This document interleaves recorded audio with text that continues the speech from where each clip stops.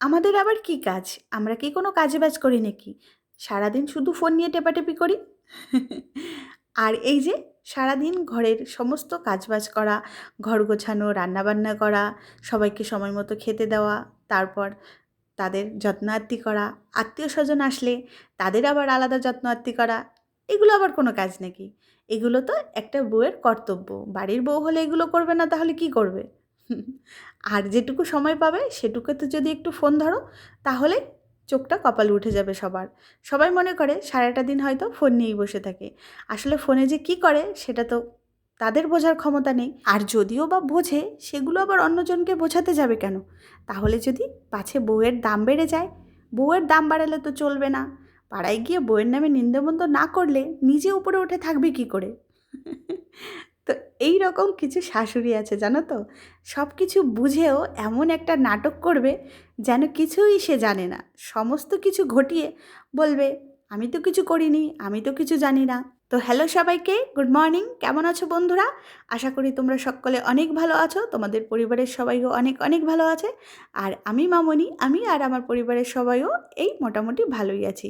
আর দেখো, বাড়ির সমস্ত কাজবাজ আমার গোছানো হয়ে গেছে, আর আমার বরকেও খেতে দিয়ে দিয়েছি। ও খেয়ে দিয়েই কাজে বেরিয়ে পড়বে। তো চলো বাকি কাজগুলো করতে করতে তোমাদের সঙ্গে একটু গল্প করে নিই।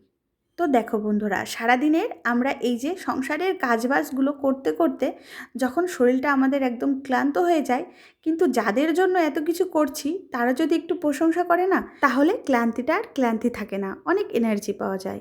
কিন্তু প্রশংসা তো দূরে থাক, সারাদিন খুঁত খুঁজতেই ব্যস্ত।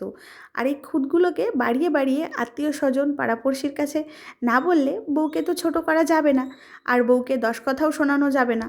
আর দেখো বন্ধুরা, আমি কাউকে ছোট করতে চাইছি না, কিন্তু তোমরা যদি আশেপাশে লক্ষ্য করো তাহলে দেখবে সবার কাজ করার গতিবিধি কিন্তু একরকম না। কেউ আস্তে আস্তে কাজ করে, কেউ বা স্পিডে কাজ করে, সেটা যার যার ক্যাপাসিটি। এবার আমি যদি আমার কাজটা খুব দ্রুত শেষ করে ফেলি, বাড়ির সমস্ত কাজবাজ ঝটঝট করে করে নিজের জন্য যদি একটু সময় বার করি, আর সেই সময়টায় আমার কোনো পার্সোনাল কাজ থাকতেই পারে। এই যে যেমন আমি সোশ্যাল মিডিয়ায় কাজ করি, এটা তো কোনো খারাপ কিছু না বলো? আর এইটার জন্য আমি কাউকে কেন কৈফিয়ত দিতে যাব? আমি তো পাড়ায় গিয়ে বসে বসে কারোর নামে নিন্দে চর্চা করছি না, কিংবা এমন কোনো খারাপ কাজ করছি না যাতে অন্য লোকের কোনো ক্ষতি হয়ে যায়। তাহলে আমার দোষটা কোথায়? আর যদি বা দেখো আমার কাজ কারোর পছন্দ হলো না, তাহলে তো সেই কাজটা সে নিজেও করতে পারে। কিন্তু সেই কাজটা সে নিজে না করে সেই কাজটা বারবার করে আমাকে দিয়েই করিয়ে আবার সেই কাজের খুঁত ধরে আমাকে 10টা কথা শোনানোর তো কোনো মানে হয় না।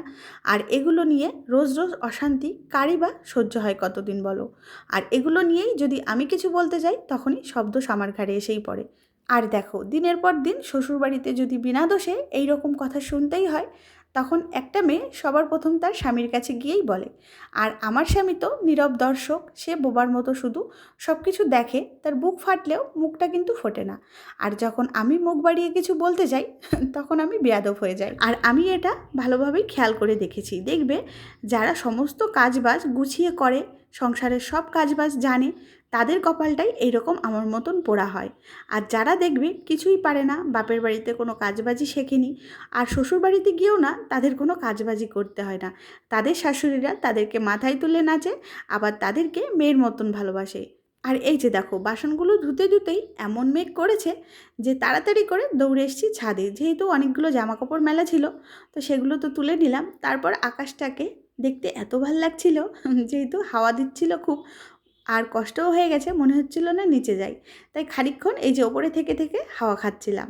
আর দেখো, বাপের বাড়ি থাকি বলেই যে বসে বসে খাবো মাকে দিয়ে খাটিয়ে, সেরকম মেয়ে কিন্তু আমি না। আমি বিয়ের আগেও সমস্ত কিছু কাজবাজ করতাম, বিয়ের পরেও করেছি, আর এই যে বাপের বাড়িতে এসে এখনও কিন্তু করছি।